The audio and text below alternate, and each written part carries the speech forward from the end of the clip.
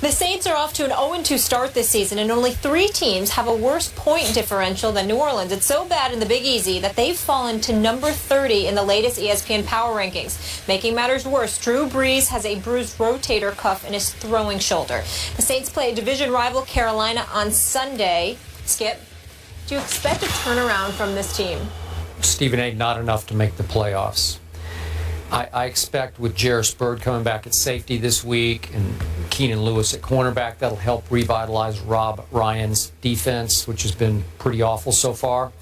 I thought Brandon Cooks was going to be breakout this year. I thought he was about to go Odell Beckham Jr. on the NFL. So far, not so good. He's just been pretty quiet. He's caught 4 for 49 in the first game, 5 for 62 in the second game after he terrorized the Patriots. Remember when they had the scrimmages back in the summer? And Belichick was just raving about we just couldn't deal with them. The Saints have lost their home dome magic, and I'm not sure why. Maybe they're just not good enough, but they lost their last 5 home games last year. Now they've lost a 6th straight this year to Jameis Winston, Tampa Bay division rival. And now they got to go to Carolina. I don't think they're going to win that game. Just me, I'm not objective. I don't think they're going to win the Dallas game. Then they go to Philly, and then they host the Falcons. I just don't know if you're going to get it all back, even though Drew Brees is as tough a customer as they come. Hasn't missed a game ever, and I don't doubt he'll tough it out and tough through this one. But maybe he won't have quite the velocity and distance on his throws that he has before, as he didn't against Tampa, obviously, after he got hurt in the second quarter. He played through it. God bless him. But I don't think they're the Saints anymore. They're not the Saints because if you remember a couple of years ago, they finished 4th in the league in defense. Last year, they were like, 31st? They gave up about 384 yards per game. Yeah. That's just awful. Rob Ryan, there was a time we were talking about his coaching acumen. I agree. The only thing he needed to change was his wardrobe, his hairdo. Yep. You know, because, I mean, who wants a head coach that looks like he just came from a rock concert? You know, but we're not saying that about Rob Ryan any longer. He certainly has not been that impressive over the last couple of years. We've seen him looking like he's gotten into a few things with Sean Payton. You got to remember that Sean Payton brought in Dennis Allen as an assistant. He did. So you know that he's raring to put somebody else up in there because there were people who thought that Rob Ryan would lose his job last year. And so I definitely think that's going to probably be the case after this year. They're not impressive, defensively. They're not that impressive at all. Against the pass, they're ranking about 18th. Against the rush, they're about 24th. They're not impressive at all. Offensively, however, that was their signature. That was their bread and butter. To lose Darren Sproles, to lose Jimmy Graham. They don't seem like the same team. Skip, I'm looking at some of these numbers. Marquise Colston got 7 receptions in 2 games. Yep. Coleman, you got 7 receptions in 2 games. Neither of them for 100 yards in 2 games combined. Your leading receiver is Mark Ingram, coming out of the backfield, 11 receptions. That's not the Saints squad that I am accustomed to seeing. You scored 19 points in both games. Yep. You seem to struggle to do that. I'm just looking at a New Orleans Saints squad that appears to have lost it. I see this team going nowhere fast, Skip Bayless, and then I look at the schedule. Carolina is not a team to sneeze at. You got them on the road. After that, you got Dallas, okay? And then I'm looking at Philadelphia, Atlanta, Indy. You know, you got Washington down the line. You got Houston down the line in that defense. You got Carolina again. You got Detroit. The schedule didn't look hard, but it's going to look hard for the Saints. Yeah. I just don't see this team going anywhere. It looks like Drew Brees has dissipated to some degree, but I don't think it's because of him. I think it's because of the weapons that have been taken away from him, and the luster has definitely been lost in the case of Sean Payton and that staff and the personnel they have around Drew Brees, just as much as anything else. Well, Jimmy Graham has not made his presence felt in Seattle yet, but his presence is missed in New Orleans. There is no question. No question. The NFC South always up for grabs. Carolina and Atlanta both 2-0, and the Bucs are 1-1 at this point. And of course, the Saints are winless, as we just told you. Moving on to the association, the NBA has changed the finals format, but are we liking it? We'll react to that and tell you what it is in just a bit. Texas high school football players who hit a referee in a September 4th game at the direction of the team's assistant coach will be eligible to return to the school for the spring semester. The player's lawyer told ESPN's John Barr on Wednesday. The two John Jay high school players, 15-year-old Victor Rojas and 17-year-old Michael Moreno, have been assigned to an alternative school as punishment and have been prohibited from even watching John Jay games as spectators. With credit for the time they've already spent at the alternative school, the boys will be eligible to return to John Jay when the semester starts on January 15th. And this just in. Mac Breed, the assistant coach from John Jay High School in San Antonio, who was accused of directing the two players to blindside an official during a game, has resigned, according to his attorney. Stephen A., from what you know now, are you okay with those two kids returning to school? I'm okay with them returning to school as long as they were not allowed to play football for the rest of the year, which appears obviously to be the case. They're not going to be allowed to play football for the rest of the year. For this year, obviously, they can return. They're 15 and 17 years of age. They did not kill someone, thank the good Lord. And so as a result of that, you think about America being a land of second chances, understanding that these are kids. You certainly want to punish them because you want to send the message to teenagers that this is not something that is allowed. There will be consequences from your actions, and the earlier you teach children that, the better.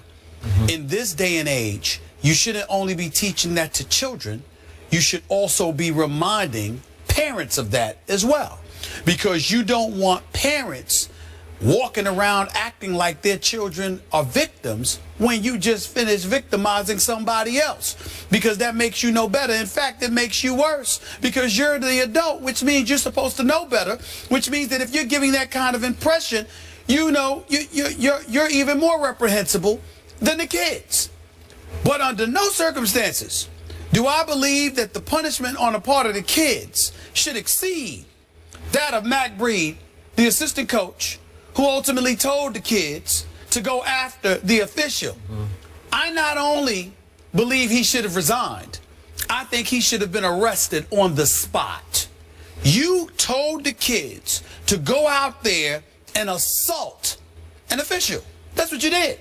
They had on helmets, they had on pads, they were behind the official's back, went up to him, one blindsided him, and the other tried to spear him. That is assault. There is no way around it. And the fact that an adult who happens to be a coach literally instructed the kids to do this, I believe he should be held even more accountable than the kids. I will give him credit for this. According to the reports, whether it was the head coach or the principal, I don't recall, he asked what was going to happen to these kids. When he was told that they were going to be expelled, he immediately came forward and said, I put them up to it. So in that regard, I applaud him from the perspective of he was willing to own up to it rather than throw them to the wolves. I do applaud him for that. The second he realized they were going to get punished for it, he stepped up and said it was me. But that doesn't negate the fact that he basically had these kids assault these officials. And as far as I'm concerned, I'm not saying he should spend 10 years in jail or something like that, but there should be an arrest on his record. He should be arrested for assault immediately. They should be knocking on his door today to arrest that man for having that official assaulted, regardless of whether he used the N-word and other racial epithets. I'm not excusing that official. That is inexcusable, and that official should be dealt with if indeed it was true, even though that official is categorically denying it. But we live in a civilized society, and we have to send the message that just because somebody says something to you that you don't like does not give you the license to physically assault them, particularly when you're doing so behind their back instead of standing up in front of their face. I would have respected the official more had he went on the field and confronted the official himself rather than trying to get the kids to do it. Okay, so I have absolutely no problem with these two kids being allowed to return next semester to school. That's right. Neither. And I told you from the start, in no way can you justify those two kids trying to running into that official. But if you'll remember, from the start, I told you when you dug in and said those 2 kids should be arrested should have been arrested on the spot. There could be extenuating circumstances. Let's see what happened. Let's let it play out a little bit. And now, as you know, and you've turned your focus more to the assistant coach. Okay, but still be clear. I still believe those kids should have been arrested. You do? On the spot. Wow. On the spot. I do I don't not. care. Listen, I think it's important. I think imagery is important. I think it's important for other kids. So you should arrest a 15 and a 17-year-old for following orders from their coach. I believe the kids, the other kids there, should have seen those 2 kids being taken away in handcuffs. I don't care if you let the kids out of jail in 2 hours. I think it's important for that imagery to allow kids to see what would have happened, what could happen to you if you engage in violence. Okay. That's what I still stand by that. I think you need to investigate first, find out exactly what just transpired. And again, to your point, big picture now, a number of the players on this team have accused this referee, he's denying all the above, of not only making outrageously bad calls against the visiting team for the home team, but as you say, of using the N-word against some of these players and some terms that are offensive to Hispanics against some of these players. So we have all kinds of things going on that led or prompted the young assistant coach to order them to take it out on that referee by blindsiding him, running into him. Again, cannot justify that. But again, if you're ordered by your coach, man, I don't think that should result in an arrest. We seem to have a full story here. Yeah. Here's the difference between you and I. I am telling you right now, particularly because of the generation that we're living in, kids are not respecting their elders. They're not respecting authority. Don't even get me started with community and next door neighbors and how you don't have respect for those folks. I think imagery is essential to the upbringing of kids. Okay. You cannot assault a referee, even on a coach's orders, and then walk off the field like nothing happened and get to show up on Good Morning America with George Stephanopoulos talking about we were ordered to do it, and that's the repercussion. I am not in any way advocating that those kids should have been thrown behind bars. What I'm saying is it's incredibly important that they should have been arrested on the spot, even if it's something that's going to be expunged in a week. They should have been arrested on the spot, taken away by the cops for assaulting the police officer. The difference between my feeling about the kids and the coach is that I think after that you let them go, you keep them off the football team, but you allow them to return to school. Whereas with the coach, if you arrest them, they're going to spend at least one night in jail. All right, that's fine. You can't get to the bottom of it. You know what? You know, ain't nothing wrong with one night. But the other part about it is this: that coach, I think that coach should be arrested. Okay, and treated like an adult who assaulted somebody. But remember, that is the difference. Kids are obeying and following the orders of a coach. One kid didn't, Skip. There were 3 of them that was told. One kid was wise enough. We're only talking about the 2. Well, what I'm saying is one kid was wise enough to know better because of how, I don't know if how he was raised or just his natural intelligence. He was smart enough to know, look, I can't do that. I could get in trouble for that. The other 2 should have been. You're 15 and 17. You're not an adult, but you ain't some toddler. You knew better. You did it anyway. No, you're going to pay a price for that. You're going to pay a price for that. If I had a son and that been my son, I'd have whipped him. I'd have whipped him like he stole something. Okay, well, that's... And I don't even want to tell you what I would have done to the coach for giving him that order. Please. All right, let's leave it there. Drew Brees is banged up and the Saints are off to an 0-2 start, but will they turn it around? That's the discussion coming up.